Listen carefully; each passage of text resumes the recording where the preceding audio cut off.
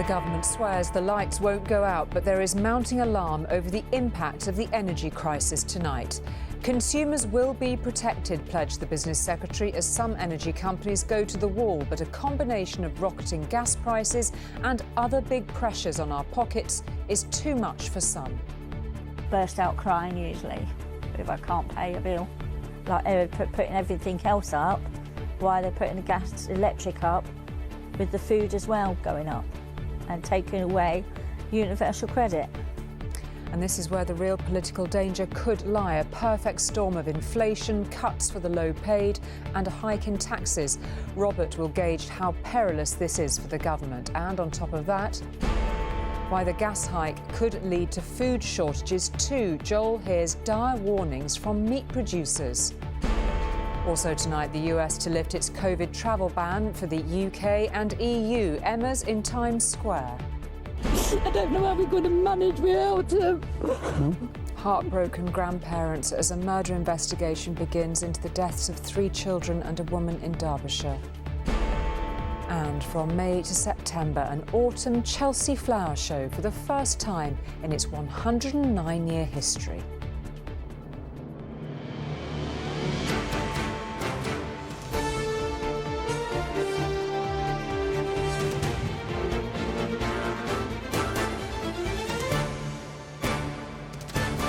This is ITV News at 10 with Julie Etchingham.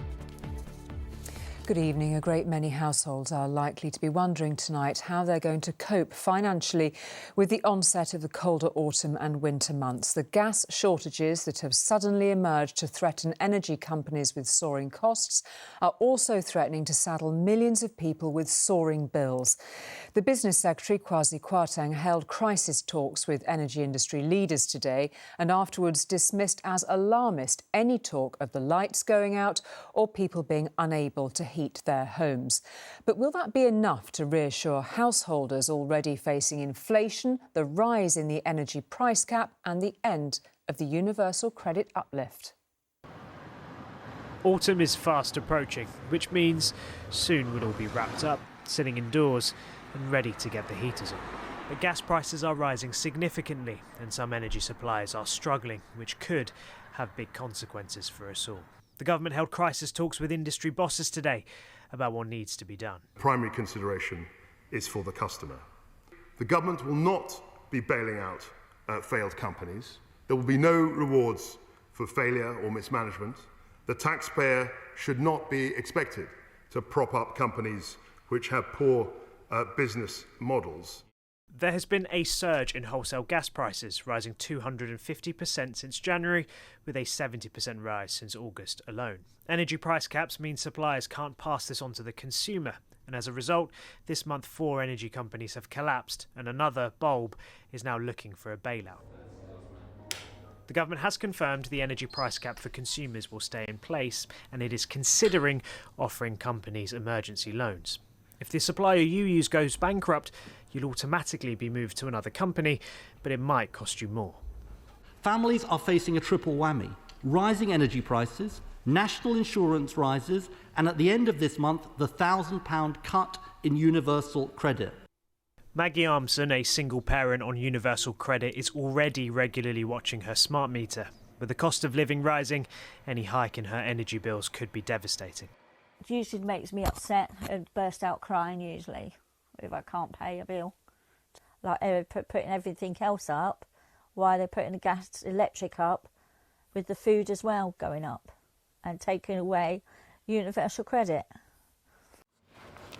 Gas prices have been rising for several reasons. A cold winter in Europe has left stocks of gas lower than usual. There's been high demand in Asia, and there's been outages at some nuclear stations. The boss of one of the largest energy companies in the country says they've been planning for this for a while. If your energy supplier is one of those that, isn't as prudently run and ends up folding in this process, your supply won't be interrupted. Companies like Octopus buy their energy long in advance, so we're largely insulated from any business impact.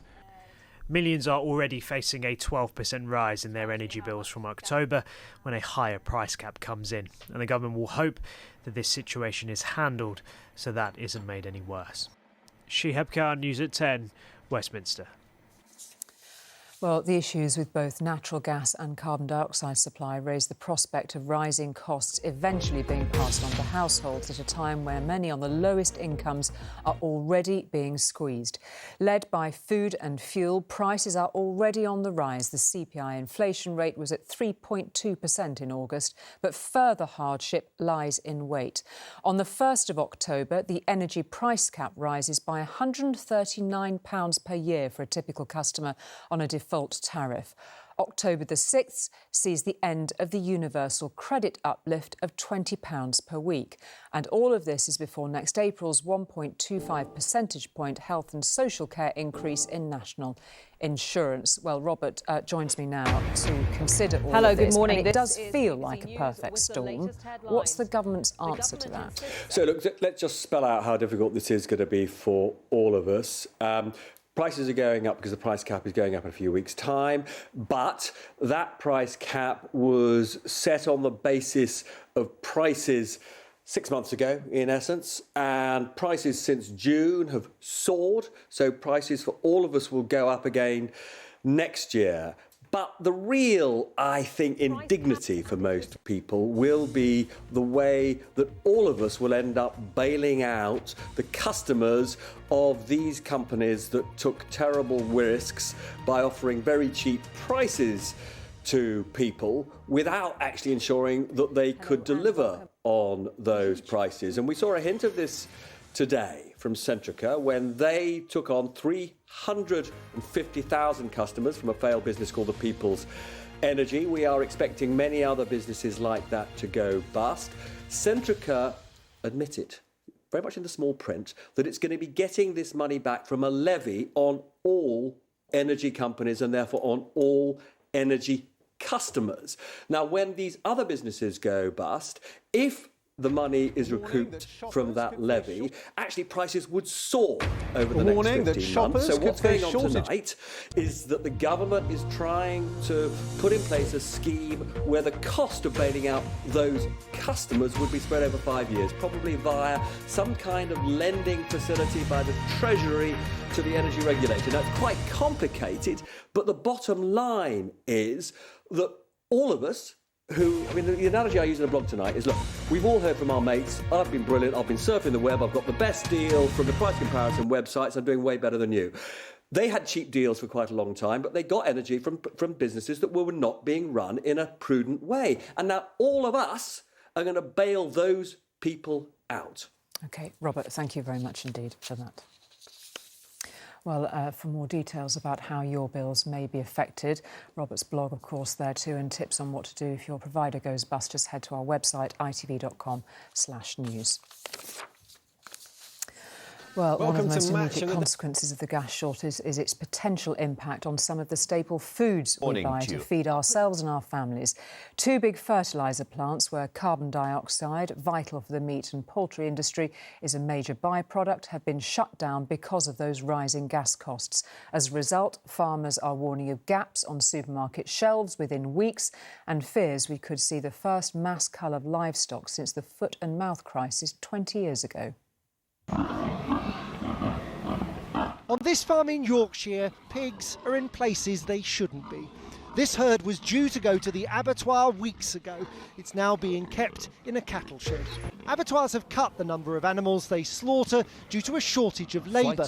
Livestock is becoming stranded on farms, leaving farmers feeding pigs that are rapidly losing value. If your business is losing money and you're having to lay people off, it's... You know, when you lie in bed on a night and you can't sleep, it's a crisis. You can't sleep at night? Yeah. On the Spanish island of La Palma, part of the Canary Islands, thousands of people have been moved to assist the gas and electricity. The situation here may be about to get worse. CO2 is used to stun pigs before they're slaughtered. If abattoirs run out of CO2, they will cut production further, and the backlog here will get even bigger. CF Industries supplies almost 2/3 of all the CO2 the UK uses from fertiliser factories in Cheshire and Teesside. The company closed both last week because a surge in the price of natural gas made them loss-making. The National Pig Association says some abattoirs will run out of carbon dioxide by Friday.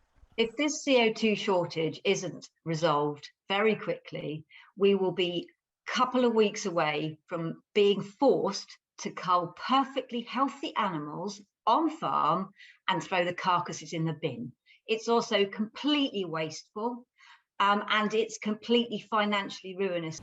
Carbon dioxide's used to produce meat and fizzy drinks and to keep packaged food fresh. The boss of Iceland says we're days or weeks away from gaps on the shelves, which already have plenty of gaps thanks to a shortage of lorry drivers. There's still a few days for the government to get it right and to sort this out, but they've got to do two things. They've got to get carbon dioxide back available for everybody, and they've got to prioritise the food production industry. Tonight, the business secretary met the chief executive of CF Industries to try to find a way of restarting CO2 production. Meanwhile, farmers... Here's a look at tonight's main stories. Joel Hills, News at 10. Well, while his ministers were dealing with the energy crisis here, Boris Johnson had flown to New York for the United Nations Assembly, focusing on the climate crisis. Around 100 world leaders are holding their final meeting ahead of November's climate summit in Glasgow. Mr Johnson had some sharp words today for some of his fellow delegates, accusing them of not doing enough to help tackle global warming. But the US climate envoy, John Kerry, struck a more positive note. Tonight, more The Prime Minister left behind the energy crisis in the UK, but flew into no less difficult territory. His first major overseas trip since the start of the pandemic, and top of his list, trying to galvanise other world leaders to stump up promised cash to help developing nations deal with climate change. At a UN roundtable, his tone was almost angry. And that is it. I talk about the need, if this is to be a success, for developed nations to find $100 billion. And everybody always agrees that something must be done. With just over 40 days to the critical COP26 climate summit in Glasgow, Boris Johnson told other world leaders history will judge those who failed to step up. I think that Glasgow COP26 is a turning point for the world, and it's the moment when we have to grow up and take our responsibilities. We're going through a period of glorious indifference about the world. We've been through that. We've been through our childhood, if you like.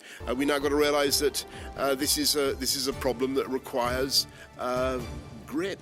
The Prime Minister will address the UN here on Wednesday, but it's these meetings on the fringes where the hard diplomatic graft is done. The fear is that it's all coming a bit late. If COP26 is to be a success, the Prime Minister will have to return from here with tangible commitments on carbon cutting and cash. And from his American hosts, at least, there was this significant movement on the money. Yeah, I think we're going to get it done by COP, sure. Thank you. And the United States will do its part. Nice to see you. Progress certainly, but the Prime Minister also has to persuade leaders like President Bolsonaro of Brazil here, and also Russia, China, India and others to commit to tougher carbon cutting targets. At the end of the hottest summer in US history, the wildfires raging across Northern California, a reminder of the high cost we will all pay if he fails. Romilly Weeks, News at 10 in New York. Well, the Prime Minister had not previously held out much hope, in public at least, that restrictions on travel to the United States might be eased. But no sooner had he landed in the US than the White House announced it was lifting the travel ban for fully vaccinated UK visitors from November. Emma joins us now from Times Square for some more detail on this. Emma. Yes, it wasn't something any of us were expecting. This ban has been in place for 18 months, and it basically means that if you live in the UK or Europe, you can't enter the US. So it's been a really big issue for people who wanted to come on holiday to the US. 3.8 million come here and spend dollars in this economy every year. But an even bigger issue for those who live in the US and have family back in the UK. As a result, so many people have missed really important events in life. The grandparents missing the birth of grandchildren, and then, of course, during COVID, many families being separated at a time of illness, death, and then funerals. So there had been a great deal of pressure on the American authorities to lift this travel ban, especially because the US's situation was so much worse in terms of COVID than the UK's. That decision came today. They're obviously still ironing things out. Some of the detail we still expect to hear in the next few days, but it's likely they will accept the AstraZeneca vaccination here. And also, children under 12 won't have to be vaccinated. They're still in discussions about what will happen for those between 12 and 18. OK, Emma, thank you very much indeed for that. Well, the rollout of the coronavirus vaccination programme for school children aged between 12 and 15 in England began today. It's also starting in Scotland and Wales this week. And while parents, politicians and doctors have been carefully debating the pros and cons for children themselves, the issues may appear somewhat simpler. They've been telling us how they're looking forward to learning in school again and to being with their grandparents.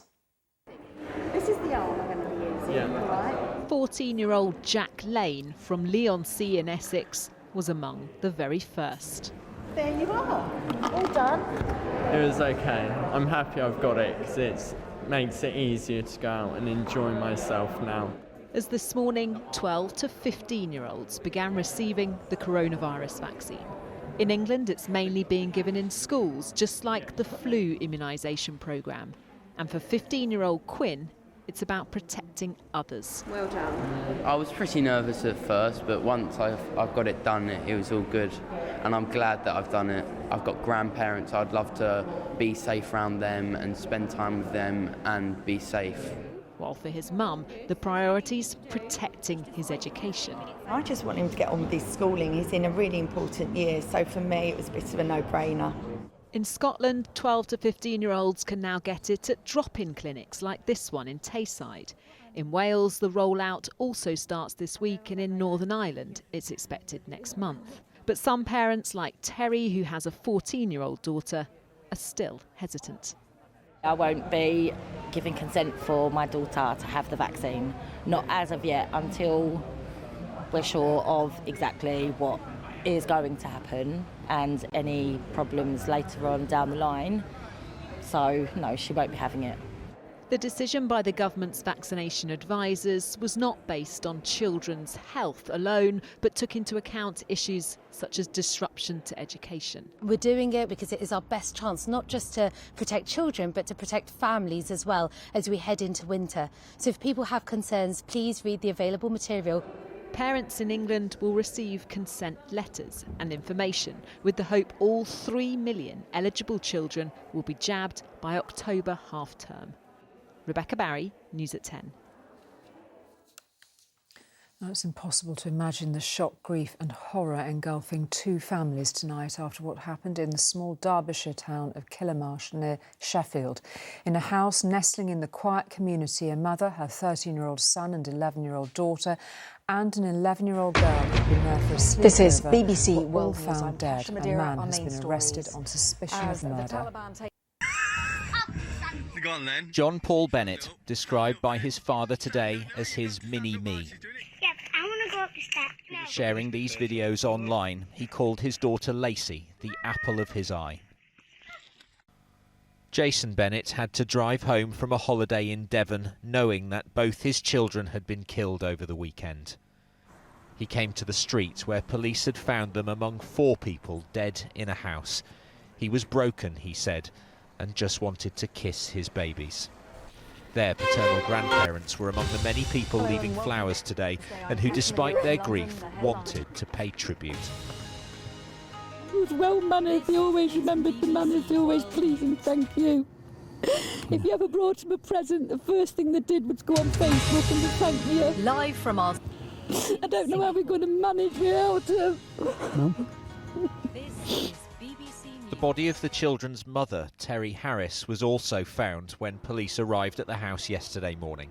The 4th victim was an 11-year-old girl, Connie Gent, who had only been there for a sleepover at her best friend's house. Her father, Charlie, urged parents tonight to spend as much time with their kids as they possibly can. He says he has to live with the fact he was helpless to protect her, as he'd always promised. Police say a 31-year-old man arrested at the scene is being held on suspicion of murder. Whilst understandably worrying and upsetting, this is believed to be an isolated incident in which those involved were known to one another and nobody else is being sought in connection with the deaths. But that is little comfort tonight to a community still in disbelief. They gathered for a vigil to support each other and two families trying to make sense of a senseless loss. Ben Chapman, News at 10, Kilmarsh, Derbyshire. The man whose selfless bravery in the face of the slaughter of the Rwandan genocide inspired the Hollywood film Hotel Rwanda was jailed for 25 years on terrorism offences today. Human rights organisations and friends and supporters around the world of Paul Rusesabagina have described his trial as unfair and an act of retaliation by Rwanda's current regime. He was a hero who saved hundreds of lives, but tonight he's shackled and facing jail for the rest of his life, convicted on charges of terrorism. This is a 4-star hotel, not a refugee camp. It's a long way from the Hollywood movie he inspired, and the hotel he made a haven from a genocide in which hundreds of thousands were slaughtered. What is your name? With an armed wing accused of killing civilians. His daughter told us he was tricked into returning to Rwanda for a show trial. I mean, this is the verdict of a man who was kidnapped, dragged across international borders, tortured for 4 days in a slaughterhouse. This is a typical case of a dictator silencing a humanitarian. Her father is a strident critic of President Paul Kagame, whose long years in power have brought stability, but opposition to his rule is a dangerous business. Indeed, over recent years, we've seen opposition political figures who have been jailed in Rwanda, one opposition leader who has died in Rwanda in mysterious circumstances. Rwanda, a land of breathtaking beauty and appalling brutality, is due to host a Commonwealth summit next year. Awkward, perhaps, when one of its most famous sons will be behind bars. John Ray, News at 10. And a week from now, Germany will have embarked on a new political era, an era without its outgoing Chancellor, Angela Merkel. Mrs Merkel's imminent retirement from frontline politics means Sunday's national elections will be the first for 16 years without her quietly formidable figure at the helm. Almost a whole generation has grown up under her leadership, but as the final week of campaigning began today, there is a distinct possibility her party could be driven into opposition.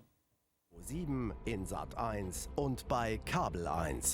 Who is to replace Angela Merkel? Who can possibly fill the void after 16 years in which she's bestrode German and European politics?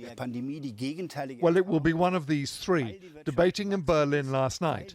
The man who now leads her party, Armin Laschet, the leader of a powerful and mainstream Green Party, Annalena Baerbock, or the favourite going into these last few days of campaigning, Olaf Scholz.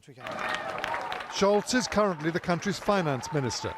On the stump today in the southern town of Etchingham, he's exciting almost no one, but nor is he frightening them. And in the risk-averse world of German politics, that can be the most important thing. But becoming German Chancellor means much more than just leading Germany. Size and economic power means Germany has no choice but to take a lead in Europe. But none of these candidates have talked about Europe or about foreign policy. None of them seem at all keen to take on the sort of role played by Angela Merkel all these years. And expect nothing much to change between Berlin and London. What about relations with the UK in future? Will they improve under your chancellorship? We as a country in the centre of Europe and as a country with a very strong economy will have to work very hard that this union will prosper. And obviously there will be good relations with the United Kingdom. This is what the European Union wants and this is what Germany wants and what I will support very much. If you wonder why being as bland as this goes down well here, well, this is the reason. Germans are skeptical about taking the lead, right? But of course they see that they do have to have a strong voice here, together with France. Elections, especially those that bring a new party to power, often create expectations of big change. But not in Germany, not right now. If Olaf Scholz is in charge by next Monday morning, be ready for more of the same. James Mace, News at 10, Southern Germany. It was a triumphant night for Britain's fictional royal family as the Netflix blockbuster The Crown walked away with many of TV's top awards at the Emmys last night. It won Best Drama Series, while Olivia Colman was named Best Actress. The awards were dominated by the streaming platforms, but they've also been criticised for a lack of diversity among the winners. It wasn't quite business as usual. Some British nominees watched proceedings from London, while in LA, an event billed as being outdoors was actually in a marquee, which drew some comment. There is way too many of us in this little room. What are we doing? Kate Winslet. British talent does well at the Emmys. This year was no exception. Kate Winslet winning a Best Actress award. I just want to acknowledge my fellow nominees in this decade that has to be about women having each other's backs. I support you. I salute you. I'm proud of all of you. Olivia Colman, The Crown. This was the year that streaming services triumphed. The Crown helping Netflix to a record haul, streamers winning all 3 major series awards. Your Majesty. Gillian Anderson, who played Margaret Thatcher in The Crown, got a Best Supporting Actress gong. And for Best Actress, Olivia Colman, whose stint playing the Queen has now finished, it was an emotional evening. I'm going to be very quick because I'm very teary. I wish my dad was here to see this. So, I lost my daddy during COVID and he would have loved all of this. There were milestone wins for women directors, but familiar criticism over the lack of non-white winners. Diversity very much evident in the award givers, but not the receivers. I'm going to smoke it. We're not smokers. Leave a vape. But what a night for Michaela Cole. She did win, becoming the first black woman to triumph in her writing category for a drama loosely based on her own experiences and dealing with issues of consent. Write the tale that scares you, that makes you feel uncertain, that isn't comfortable. I dare you. I dedicate this story to every single survivor of sexual assault. Thank you. From the Queen's Gambit to the Queen, UK stars had much to celebrate. Talent from over here, clearly much appreciated over there. Nina Nanar, News at 10. And finally, from one fictional queen to another, Dame Judi Dench, who has twice portrayed Queen Victoria on film, was on hand today at the launch of this year's Chelsea Flower Show, being held for the first time in the autumn. Dame Judi officially opened the Queen's Canopy Garden, the start of a campaign of tree planting to mark next year's Platinum Jubilee. For the first time ever, it was an autumnal sun shining on this year's Chelsea Flower Show. COVID cancelled last year's event and pushed this year's to September. That meant the Queen couldn't come as usual, but she did have a garden here, part of the campaign to plant trees for next year's Platinum Jubilee, and it has a very special supporter. When you were asked to get involved in this, the Queen's green canopy, I suppose you didn't have to think too hard about saying yes. No, I think I did yes before they got to the end of the sentence. I think so. And that's how much you love trees? Yes, it is. It is. I have 2 passions in my life, William Shakespeare and trees. Dame Judi, who's played Queen Victoria but never Queen Elizabeth II, says trees for the Jubilee means anyone and everyone can make a bit of a difference. If you can only plant a little tree, a fruit tree, anything, plant it in your garden or somewhere you know. Thank goodness we can do something which isn't just talking about climate change, but doing something to help it. Of course, the Queen has planted a tree or 2 in her time. Now it's over to everyone else. And while she couldn't attend Chelsea today, some of her children did. Princess Anne was in the garden, as were Prince Edward and Sophie. But the Queen's green canopy is not only about people with palace-sized gardens. Just ask Baroness Floella Benjamin. Don't make excuses. Don't say that's not for me. It's for use, for every single person. That's why we want to get as many schools involved as possible for people who live in the tower blocks. The Queen couldn't be here this year, but others were still able to enjoy her garden. Chris Ship, News at 10 at the Chelsea Flower Show. And that's it from us for tonight. From all of us here on News at 10, good night. We'll see you tomorrow.